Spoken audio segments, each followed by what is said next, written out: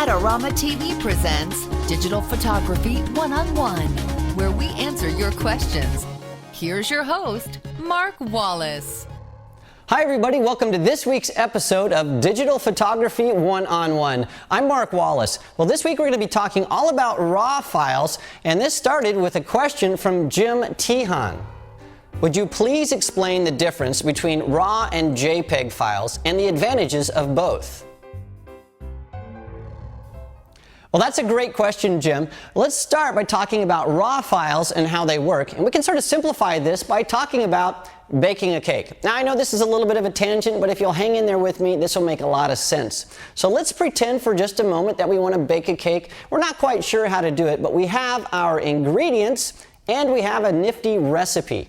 Now, the cool thing is, in our fantasy world here, we have all these ingredients and they're magic ingredients. And what I mean by that is we'll take our recipe, we'll take all the ingredients, our eggs and milk and flour and stuff, we'll mix them up, and we'll put that cake in the oven and bake it. And when we take it out, we'll take a little taste and say, that tastes pretty good, but I'd like to change a few things, maybe a little bit more sugar, a little less eggs. And when we look over at our ingredients, well, guess what? They're still there, untouched, and we can use those again. So we make a little modification to the recipe. We take the ingredients, we put them in a pan, we mix it up, throw it in the oven, pull it back out, take a little taste. We're pretty close, but we need to do it again. We look over, and guess what? There are all of our ingredients untouched. So we can keep doing that over and over and over again, making modifications to our recipe to make all kinds of different cakes. Now, in the fantasy world, that'd be awesome because I really like cakes.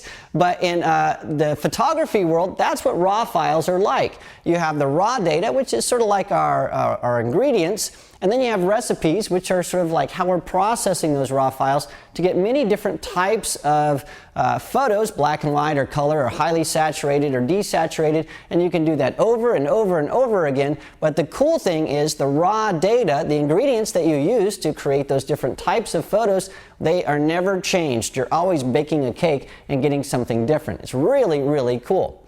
Well, let's talk about how that works, and we'll compare that between how a JPEG file works compared to a RAW file. So inside our camera, we have this little digital 1-hour photo. I'm sure if you were alive in the 70s and even the 80s, you remember going to those little booths and you drop your film off, and an hour later, there's your photos. Well, all of that happens now inside of our camera, and so let's take a closer look at how it works. When you take a picture, you press your shutter release, the first thing that happens is the sensor gathers all of the information, all the light, and converts it to a digital format, and that's saved as raw data. That's just all the basic data that comes into our camera. The next thing that happens is our camera looks at that and it says, is your camera set to take a photo of save it as a RAW photo or a JPEG photo? How are you going to save that file? So we're going to look at what happens when you use a JPEG file. So if you have your camera set to JPEG, all the inside stuff that you have set on your camera, like white balance, like your contrast saturation, if you have it set to maybe a sepia or something like that, all of that is applied to the raw data. The sharpening, all that stuff happens inside your camera. The next thing that happens is your image is compressed. Now, depending on your settings, JPEG files can be either compressed really, really smashed down tight, and when that happens, you start getting some artifacts, some little blockiness to your images. You start seeing bands in transitions, like sunsets go from orange to a different, it looks almost posterized, so instead of a nice smooth gradient, you get these little chunks. But if you have your compression set to like a fine compression, it has a nice gradient and it's not so bad. So that's up to you how your image is compressed. Well, after the image is compressed, that JPEG file is saved on your compact flash card or SD card. It's saved in your camera, and then the raw data is thrown away. So that raw data goes away, and it's sort of like taking the ingredients, all the eggs and stuff, and throwing them in the trash, because you can't take those out. You just have the final product to work from. It'd be like in the 80s or 70s taking your digital art, your negatives, and just throwing those out and just having the prints. So sometimes that's a good idea, especially if you're not going to be doing a lot of post-production. But if you are doing a lot of post-production, you really want those raw ingredients. So let's look at what happens when you shoot and you have your camera set to RAW. Well, you gather the information from your sensor. Your camera says, is this RAW or JPEG? It knows it's RAW. So what it does is it saves the metadata. Now, metadata is basically a recipe. It's like it says, this is how your camera's white balance was set, and this is the saturation setting that your camera was set on. All this stuff that's over on this side, the image effects and the sharpening, all that's written down in the metadata saying, use these settings when you process that RAW file at a later time. It's just like a recipe. So the raw data is like our ingredients, and the metadata is like our recipe. Then the next thing that happens is that RAW file is saved to your CF card, the card that's inside your camera, and then you have to process all that stuff at a later time on a computer. In other words, you need an oven to bake your cake. And then the great thing about this is that the raw data is not thrown away. So you always have those ingredients to work from when you're doing your stuff in post-production. So you can tweak things, you can convert it to black and white or back to color and back and forth. It's really, really nice.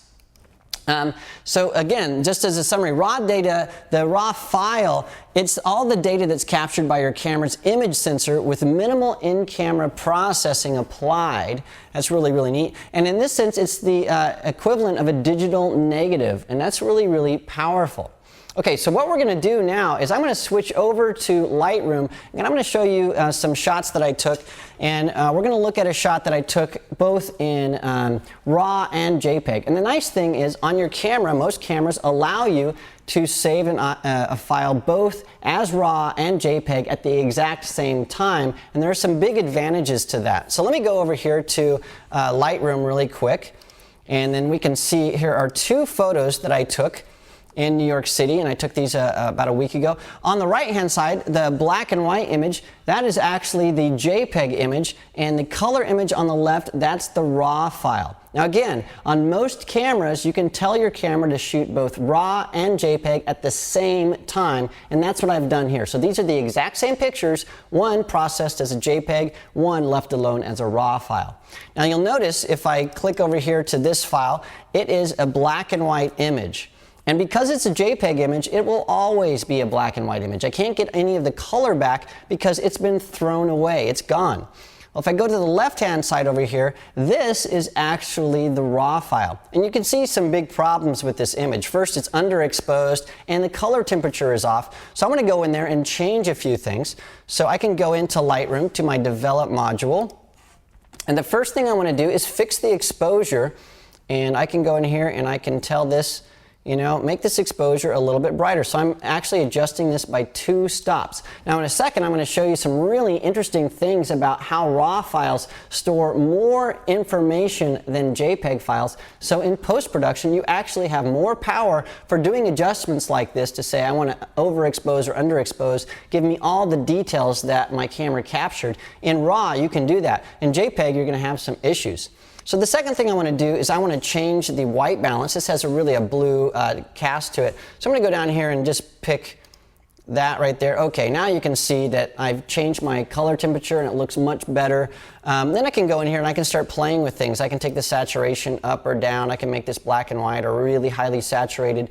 It's a lot of power in post-production that I can do to this image. It's really, really cool. If I go over again to the black and white image, I can pull some image data out of that, but I'm not really going to be able to change my color temperature as accurately as my RAW data. Now don't hear me saying that JPEG files aren't, you don't have the ability to do post-production with JPEG images. You do, you just don't have as much power when you're doing JPEG images in post-production because things are handled a little bit differently. Specifically, white balance applied in post-production on a RAW image is exactly the same as changing the white balance in the camera. Changing the white balance on a JPEG image is actually adding some color cast to the image, so it's not quite the same thing, and you don't get as good of results. So there's a really quick example of some things I could do with the RAW file. Here's another image that I shot in Central Park. On the left is the RAW file, on the right is the JPEG. And you'll notice right away that this file on the right, this JPEG image, once again, I shot that in black and white mode. And when I looked later at the RAW file, I thought, wow, this really has a lot of color to it. I'm glad I captured it in RAW because I really want to bring those out. Now, if I go to my Develop setting, a couple things you'll see right off the bat. One, I can really bring up the vibrance of this so I can add a lot of color to it. I can take the exposure up just a little bit, so this is really starting to look good. Now there's a problem here up in the clouds, and that means that there's just too much blue in those clouds, and I don't like that. I really have a lot of control in post-production. I can actually click over here and say, take these blues, and I just want to take the blue down just a little bit. And you can see that those clouds have returned to a more natural looking state, but I still have a really nicely saturated greens in my image. And with raw processing, I can do all of that stuff. And so that's how it works in Adobe Lightroom. You can do a similar thing in Aperture, or in Photoshop. You can have all this kind of processing. Well, let me go back really quickly to our presentation that we had earlier, because there's something that is really important to understand. And that is these levels of light. So if we look on our chart here, there are really 5 different levels of light when you capture a photo in your DSLR camera. We have about 5 stops of light from the darkest to the lightest. In the first f-stop, where we have the brightest tones, that's where the clouds are, highlights, things like that. With the JPEG file, from the brightest bright to the darkest bright, there are only 69 steps. Or 69 levels of brightness.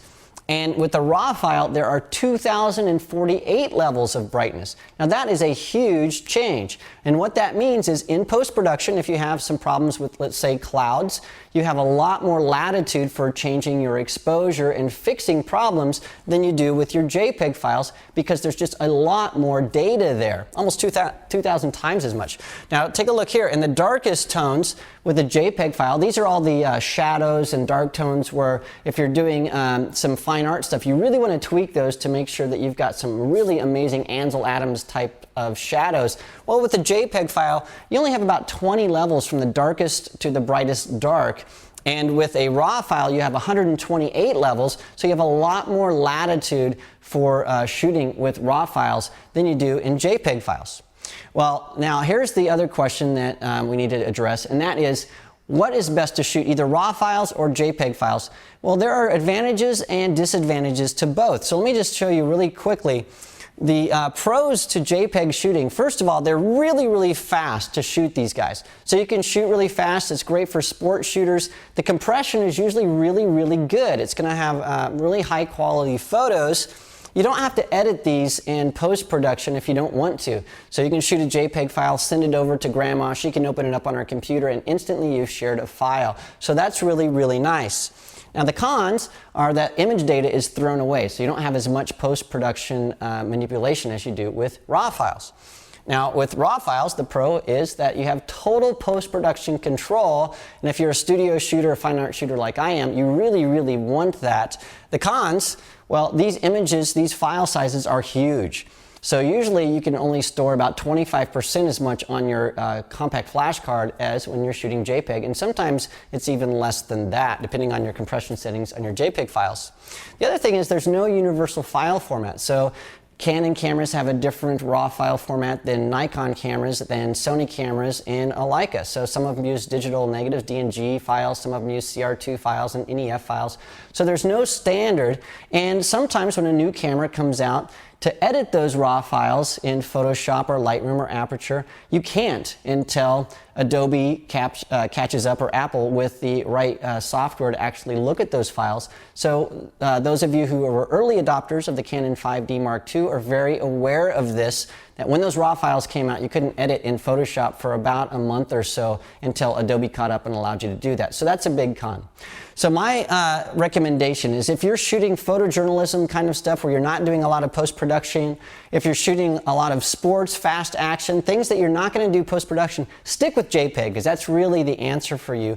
If you're shooting stuff that you know that you're going to do a lot of post-production work, if you're doing fine art stuff, or if you're using something that's going to be a large file, like maybe a bridal portrait or family portraits at a wedding, well, you might want to shoot that in RAW so that you can really get the maximum out of that image and make a beautiful, beautiful portrait. And if you're not sure, you can always go into your camera and shoot both at the same time. And that also has some advantages, and that's what I do. What that allows you to do is, for clients, you can just give them the JPEG files and say, take a look at these. You can put it on a CD. The file sizes are really small. And then once they choose the files that they want, go into the RAW files and use those for editing and doing all your post-production. And when you do your final output, you have the best image sizes possible. Well, I hope that clears things up. That is RAW files versus JPEG files. And again, I recommend shooting both if you can. JPEG for sport shooters, photojournalism sporters, and RAW for people that really need post-production. Thanks for the question. And remember, if you have a question about photography or photography equipment, you can send those to me at AskMark@Adorama.com. Thanks for joining me. I'll see you again next week. This episode is brought to you by Adorama TV. Visit the Adorama Learning Center where you'll find photography tips and techniques, links to the gear used in this episode, and related videos. For all the latest photography, video, and computer gear, visit Adorama.com. And the next time you're in New York City, visit our store located on 18th Street between 5th and 6th Avenue.